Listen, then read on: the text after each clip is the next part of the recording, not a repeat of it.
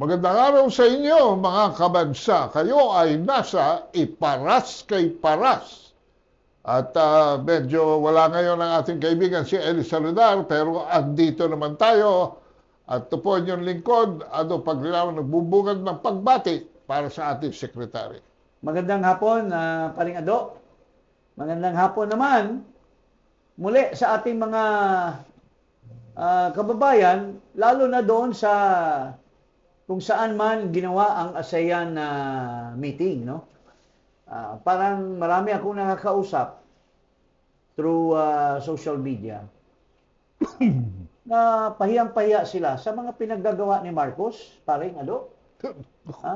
Unang-una, napakatanga nitong presidente nito dahil part ng program in any event such as an ASEAN meeting, APEC, and normally the bigwigs, the participants, really pose for a memorable picture. Because it is significant to show to the people of the world that this association are united with each other. Mga heads of government Heads and of heads states, heads of state ang ma-attend dyan. Mga attend dyan. Hindi yan basta ministerial. Tapos tayo mga kababayan, tingnan mo naman napaka-kumag nitong Marcos Jr. na ito. Our country has spent so much money to send him as our representative. Taxpayers' money are spent for him to represent us in this meeting. And this meeting is significant in the sense that because of the round table, umabot na sa point na tayo naman ang mag-host or we are now the incoming for 2026. For 2026. And we're supposed to expect na ang ating Pangulo ay magdadala ng ating magandang representasyon. Goodwill. Goodwill sa mga tauhan ng bansang Pilipinas. Pero natulog sa pansitan. Napakatanga. Can you imagine na a very significant picture taking, hindi siya nag-participate? Nawawala ang Pangulo. Nawawala. Ang dami nga mga komentaryo. It's all over social media. Ang mga comments ng mga tao ay, bakit kaya? Nasa banyo ba? Or bakit kaya? Nag-hit ba ng droga? O lasing ba? So many comments that is not good for our image. Not befitting of a head of It state. showed that our leader is not befitting of a head of state that the country he represents is proud of or can be proud of. Tingnan mo itong picture ngayon, ang daming tanong ng mga ating mga kababayan, mga netizen, nagtatanong matapos hindi makita sa ASEAN-Japan Summit photo si Bangag Macor Jr. Paring ano masasabi mo dito sa kabangagan nitong tao na to? Alam mo, hindi ito ordinaryong ASEAN Summit. Meron tong ASEAN plus 1, ibig sabihin, Japan. ASEAN plus Japan. Meron tong ASEAN plus 3. Korea and China and Japan. So, may mga segments ito. Kaya kailangan kung ikay participant, in all the segments, dapat nandiyan ka. At ang protocol mo nakaagapay para sa susunod na gagawin mo. In every section or program, part of the entire event, your people should be in the tow. The DFA, the Department of Foreign Affairs, the PCO, the protocol. Di ba may protocol yung Malacanang eh? Yeah. Part of the, paano na miss? It's born out of stupidity. Parating, Importante ngayon kasi nadagdagan na ng isang membro ang ASEAN. Pumasok na ang Timor-Leste. So, hindi na 10, 11 na ang members And ng yet, ASEAN. and Timor-Leste being a new member is part of the picture taking. Andun siya. Pero anong paliwanag nitong lukaret na kumag diyang babae sa Malacanang? She's making it so simple that Marcos, who represents the country to attend the ASEAN and to receive the new leadership of the ASEAN doon sa pag-ground ng turnover, wala. Wala doon sa picture taking. He was in a meeting daw, a bilateral meeting, and how can you skip? May time yan na hahanapin ka. Kaya nga may agenda eh. Tingnan mo itong tanga na itong lukarit na ito. Mga Walang kababayan. alam yan. Nakakahiya ito. Yung explanation niya. He's making us Filipinos as stupid as her. At naipaliwanag din po sa atin, sinabi din po ni Sec. Dave Gomez na nangyari po yan, yung kanilang photo ops, ay nasa extended bilateral meeting pa po ang Pangulo with the UN. So, pero naka-attend po ang Pangulo sa nasabing okasyon sa nakasama po ang bansang Japan. So, liwanagin lang po natin, wala po ang Pangulo sa photo ops, pero umatin po siya sa summit. Nagkataon lang po nung sila ay nagkaroon ng photo ops, ang Pangulo ay nasa extended bilateral meeting pa with UN. Hindi magpo-photo op kung may bilateral na schedule na meeting. Gaga. Stupido. How can you schedule a bilateral meeting when you are part of Heads of state. you are part of the ASEAN, the country and its people has contributed taxpayers' money para gastusin. Or even we can say nilustay ni Marcos. Kasi nagbulakbol siya sa klase. Imbis pumasok siya at makinig sa mga nagtuturo sa klase, nagbulakbol. There will be no... Naglalaro ng marble doon sa gilid ng eskwelahan. Walang side activity pagka merong agenda for the heads of state. And this stupid lukaret is making it so simple as if the Filipino people will will take her explanation. What do you think of as lukaret, as you are? Na unang-una, he went there for the ASEAN. He did not go there for the UN. And what is the purpose of the Philippines to be entangled with a UN bilateral meeting? Kalokohan yun. Is he, parang naalala ko tuloy yung Noynoy Aquino para makatanggap ng Nobel Prize. Yung si Marwan, he was so desperate na pinayaan niyang mamatay yung mga SAP-44. Kasi he was so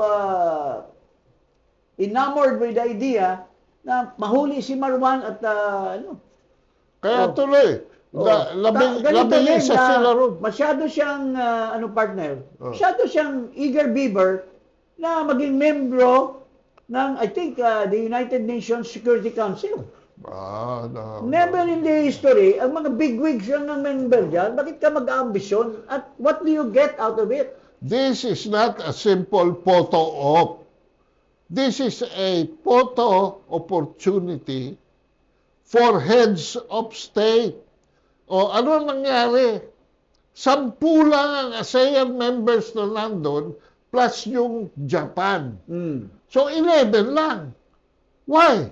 Wala si Marcos eh. Eh, yung, -1.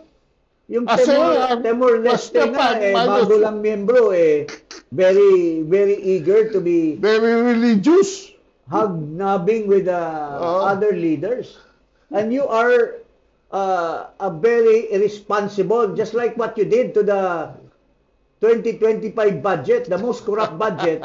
You signed it without even looking at it. Huh? Gumawa And ng- yet you lied to the Filipino people, Marcos, by saying that, oh, I've read the 4,000 pages. And we vetoed. Nagyabang ka pa, nagbito. Pero ang binito mo lang, kapranggot. Pero ang bulk ng flood control funds, ha? Alam mo, Sinalya mo ha? Mab- para magkaroon ng delivery sa di umano, sa Aguado. Ayun na ngayon sinasabi ng karamihan. ba- They are now linking your signing with the delivery in Aguado. So 1 plus 1 equals 2. Huh? So you are the most guilty in the event of the massive corruptions in this country. Oo. alam mo, Secretary, kung sinabi ni Lucari na nagkaroon ng stomach ache at nagpunta sa Oo. comfort room, maiintindihan pa Maintindihan. natin. Pero bilateral with the UN. UN, utok. Anong utot mo, pakulo mo lang yan eh. You can always tell hindi ba sabihin may meeting ka sa UN? O, presuming nga. Kasi yan yan, paano May magka-UN meeting ka sa dyan? UN, hindi ba pwedeng sabihin ng protocol mo? Boss, papunta na tayo doon kasi nasa agenda natin. Ito, may picture taking ang head of state. Iba ka mahuli tayo. Kaya nga kasama si Teresa Lazaro, si De Vega nandyan. Kung meron mga side meeting o na ministerial level, sila dapat ang pumunta ron. Hindi si Marcos.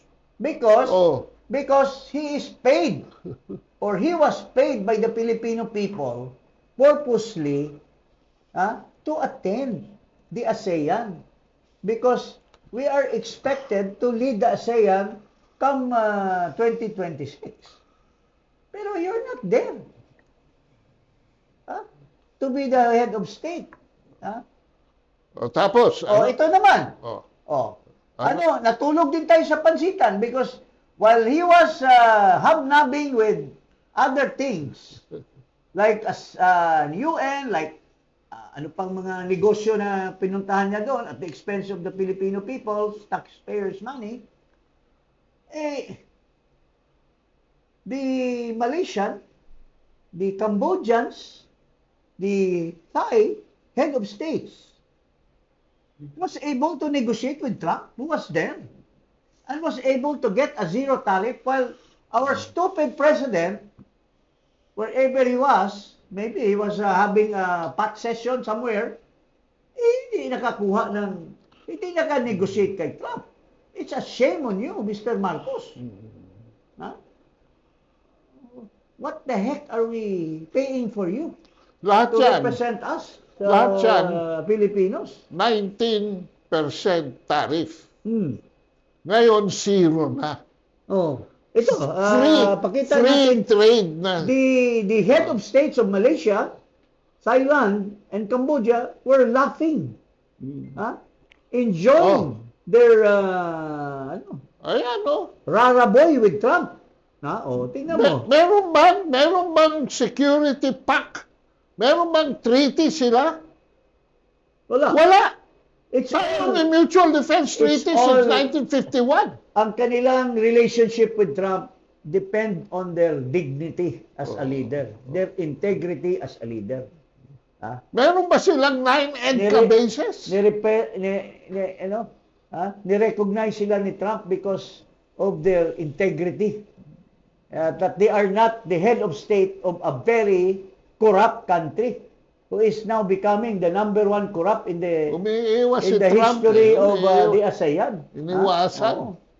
Kasi corrupt ka. Sabi ni Trump, Image mo. hayaan mo yan. Hindi ko Ano yan yan, type yung mga corrupt na tao. Alam mo, ang intelligence ng Kaya nga yata pumunta yung representative ng US government sa ICI is to siguro kinuhanan ni Trump ng background na tingnan nyo nga, grabe yung corruption dyan sa Pilipinas. Seryoso ba ito? Investigasyon na ito? Seryoso ba ito? At saka, their intelligence, ikaw Marcos, ang mastermind dyan sa mga corruptions na yan. Base dito sa pinirmahan mong, you dispense with 1.2 trillion to the DPWH only to be plundered. You did not use your expected intelligence, expected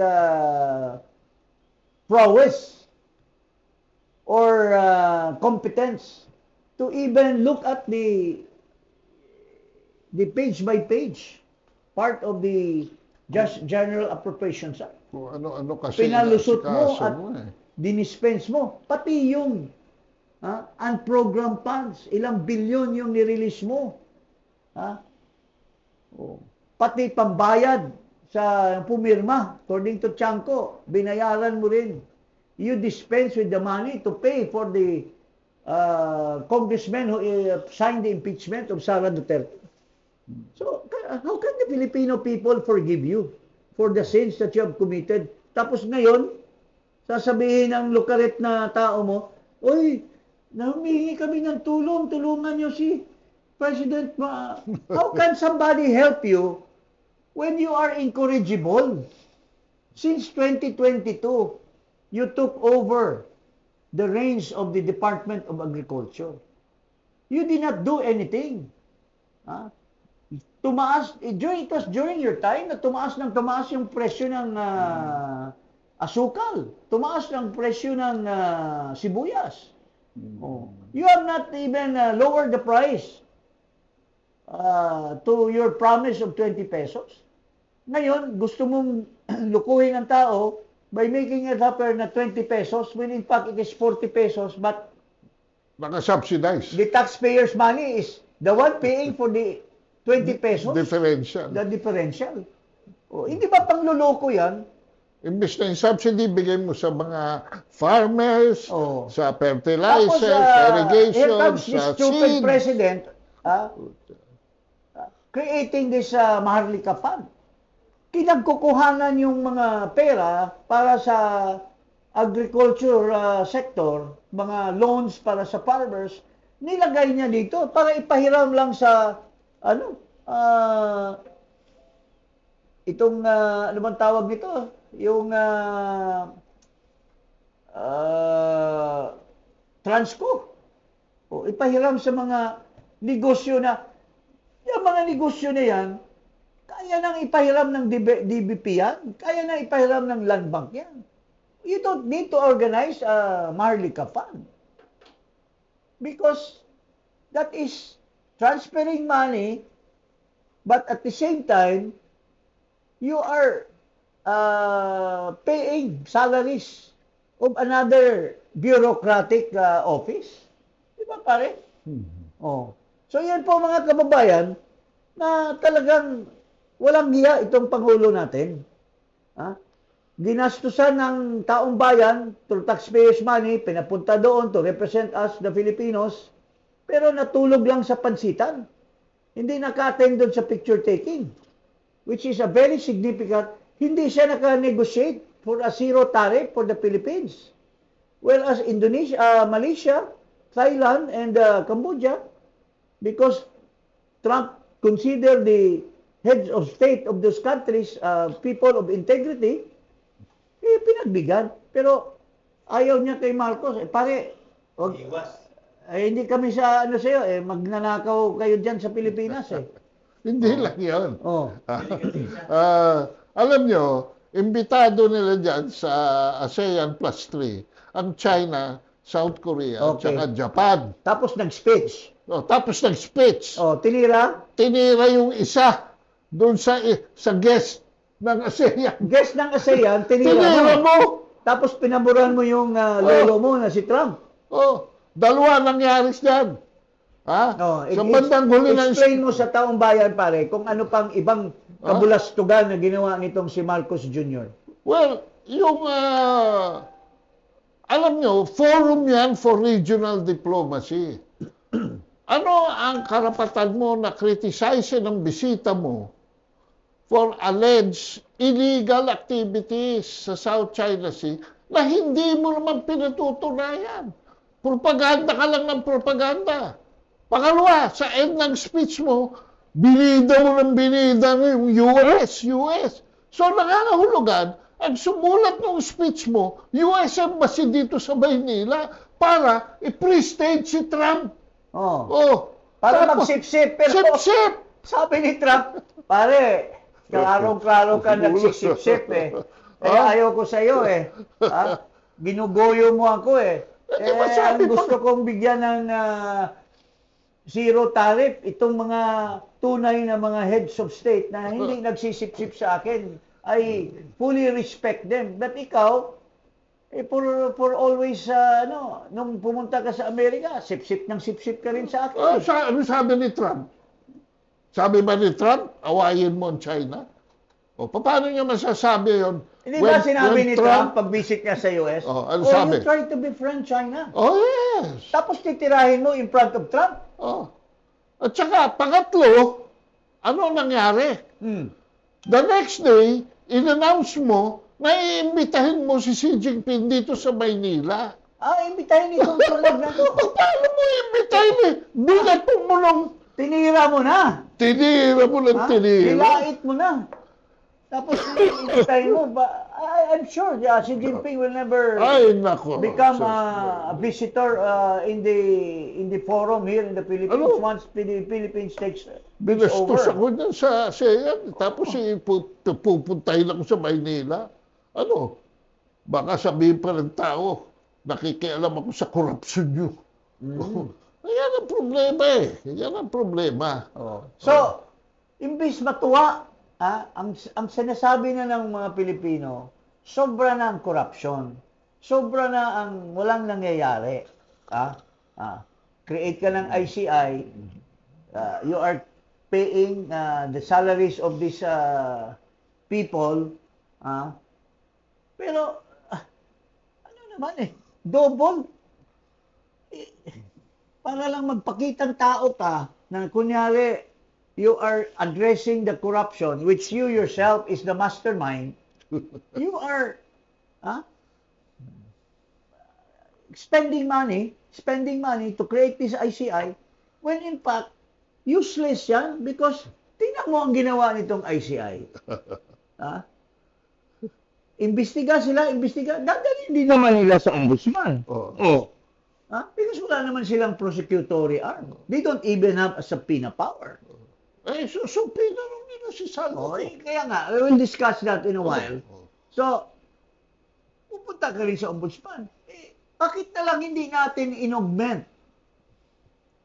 ang ginastos dyan sa ICI, hindi na lang pinasok sa budget ng ombudsman so that they can hire more investigators, mga lawyers.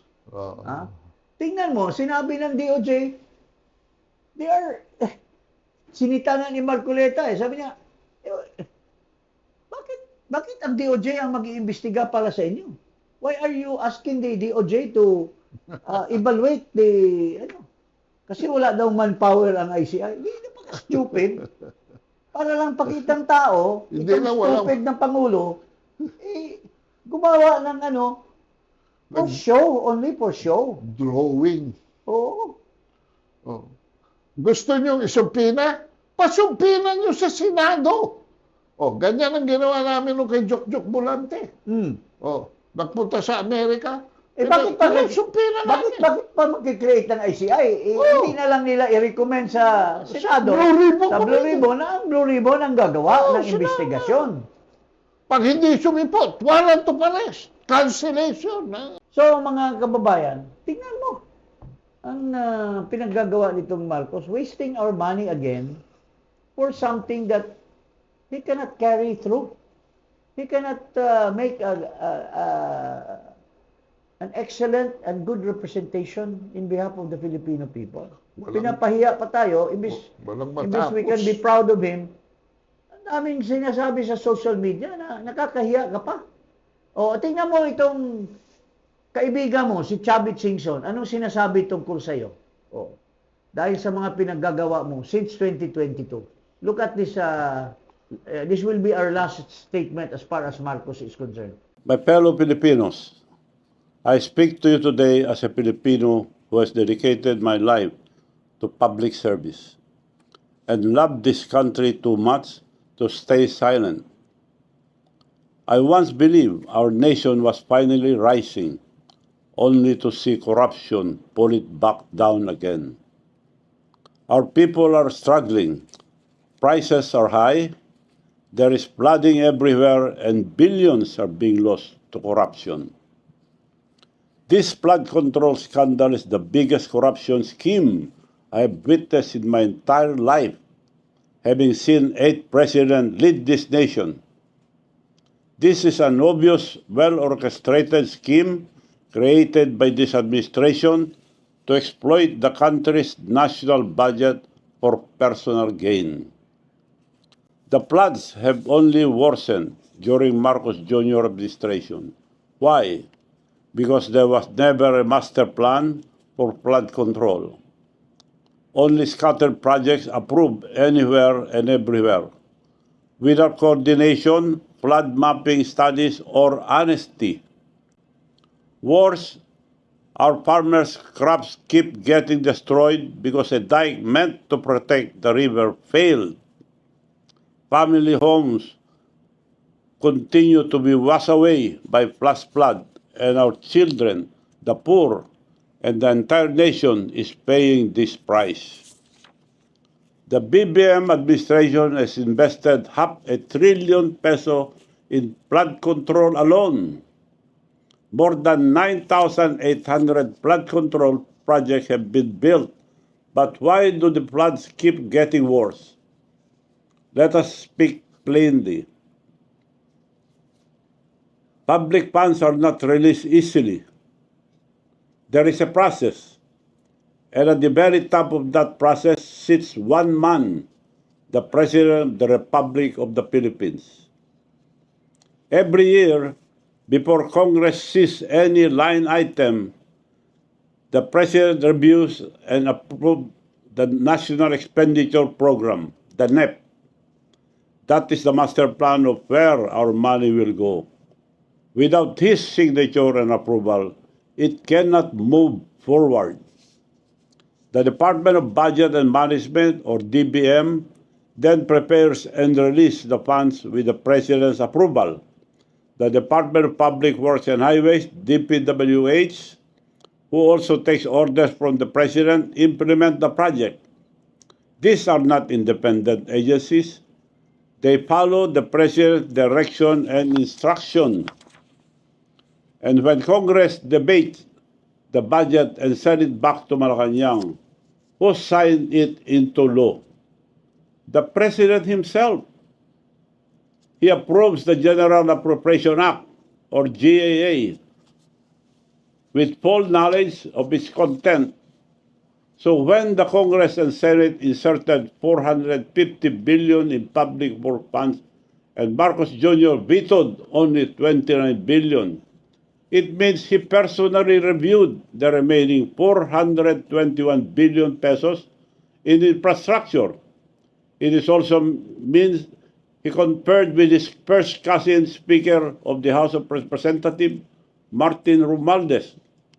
He also chairs the Cabinet Cluster of Disaster Preparedness and Infrastructure, which means he should be leading the creation of a genuine science-based national flood control plan. He is responsible for the long-term plan of his own Build Better More program. But instead, it has turned into Build More, Waste More.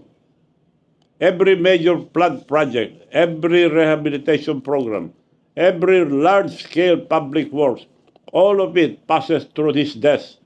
He reviews every plan and approves every peso. So tell me, how can anyone say, I don't know. How can he say, you should be ashamed of yourself? Perhaps it is you that you should be ashamed of yourself, Mr. President. What is Governor Chavit Singson?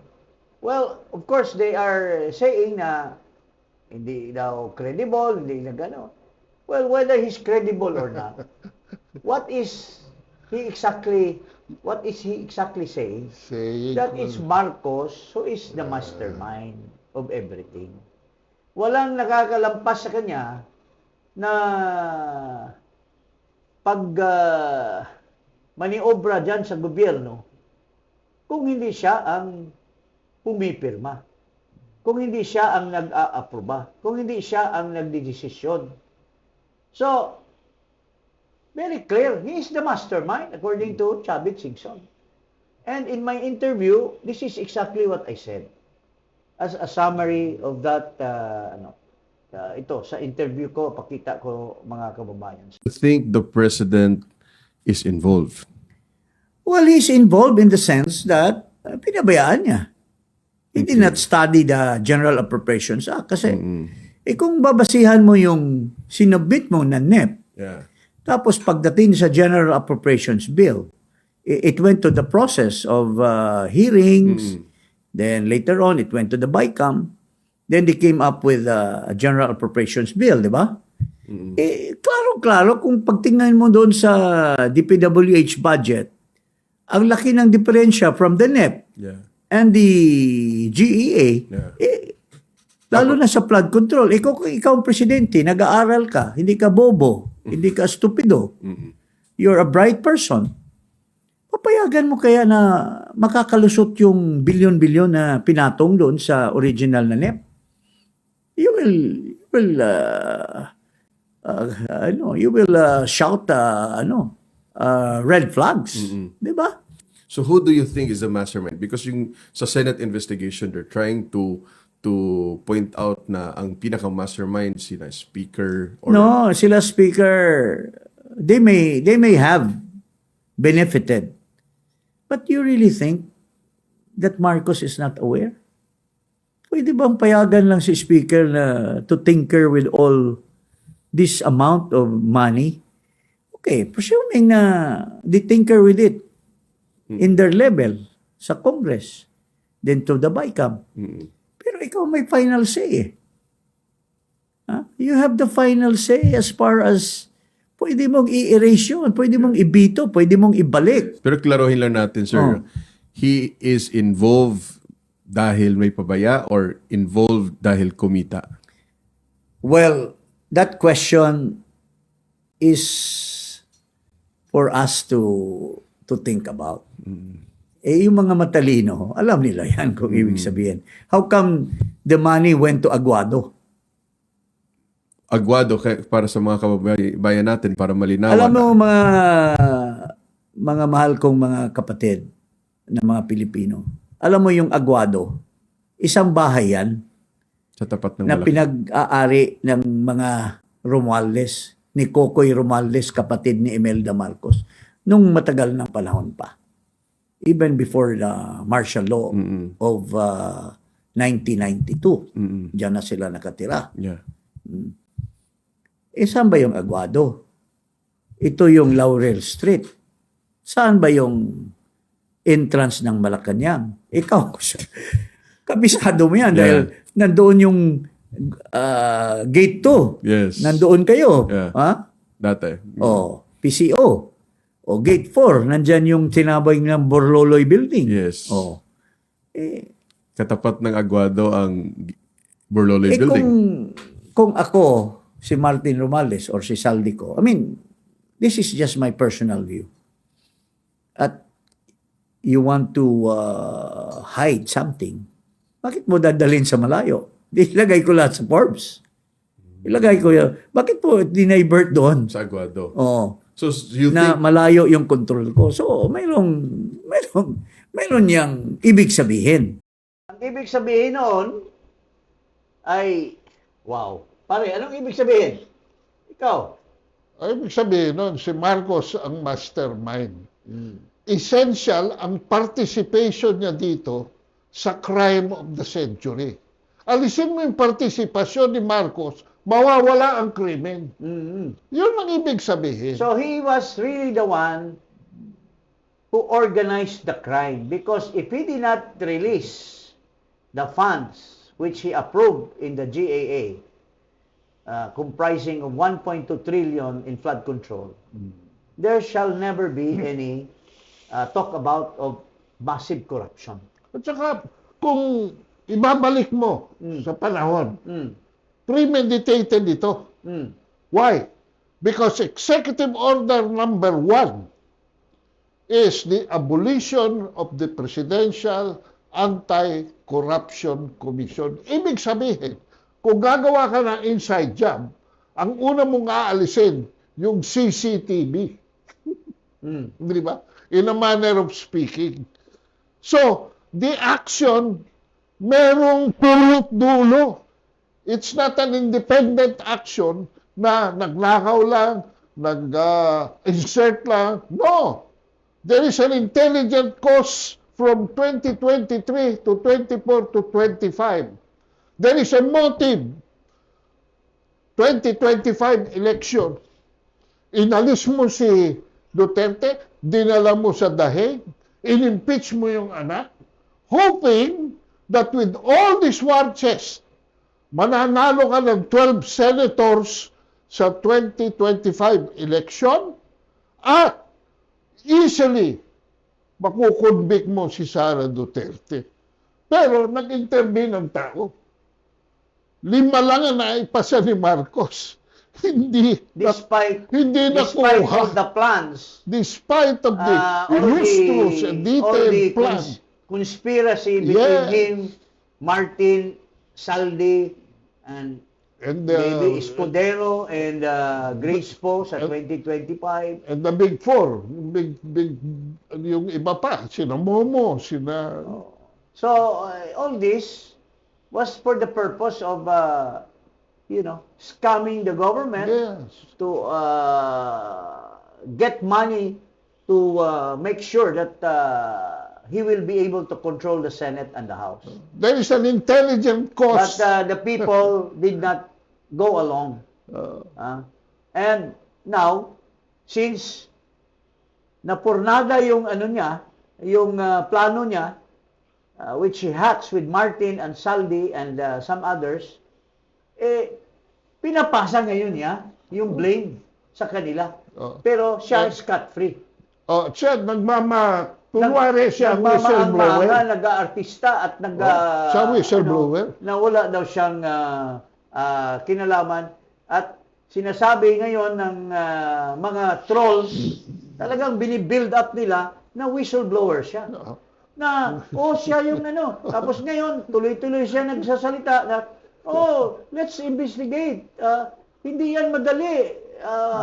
Of course, you're demanding na makukulong. Hindi yan madali kasi we are building up cases and evidence. Urong-sulong. Kalukuhan ka, Marcos. Hindi siya whistleblower. Sa Senate pa lang, kung yung pinagdadaldal mo na matagal yan, umami na si Bernardo na yung executive secretary mo kumurakot through Tri-Gib o Laybar.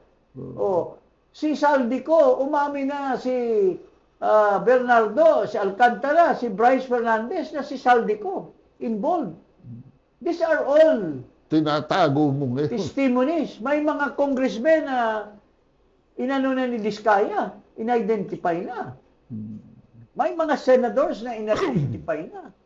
At saka hindi siya whistleblower, secretary. Anong mo dyan? Ano pang hinihintay mo? Sino whistleblower, secretary?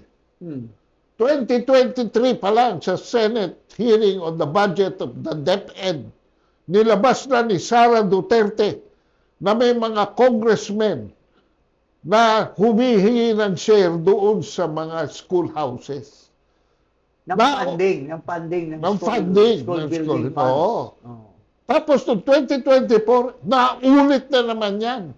Nilabas na naman ni Sara Duterte yan sa public hearing. So, okay. To close this episode, Chavit himself and so many others of the same level, of the lower level, or ordinary citizen, they are not fools. They know who the mastermind is. And Nag-survey na, 80%. the catch and jammer kids of the Senate gustong ilayo. Ilayo. Then we'll discuss that in a while. Tungkol kay Gutesa and tungkol sa issue ng dinidivert, dinideviate yung Delay. issue.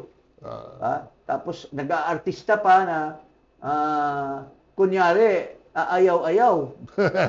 Tapos babalik din naman pala. Walang hiya talaga ito na kuratong baleling senador na ito.